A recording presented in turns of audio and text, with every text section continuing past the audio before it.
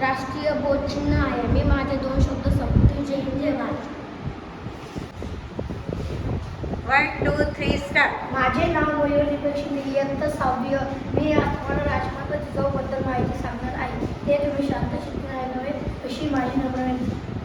राजमाता जिजाऊ यांचा जन्म इसवी सन 1594 रोजी पौष पौर्णिमेला सिंदखेड राजा येथे झाला.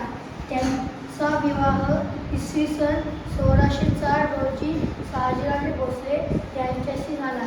त्यांचे मुलाचे नाव संभाजी आणि शिवाजी असे होते. राजमाता जिजाऊ यांना 4 भाऊ होते. त्यांचे आईचे नाव मसराबाई असे होते. त्यांचे वडिलांचे नाव लखुजीराव जाधव असे होते. 6 जून 1674 रोजी त्यांचा मृत्यू झाला. एवढे बोलून माझे 2 शब्द. जय हिंद जय महाराष्ट्र.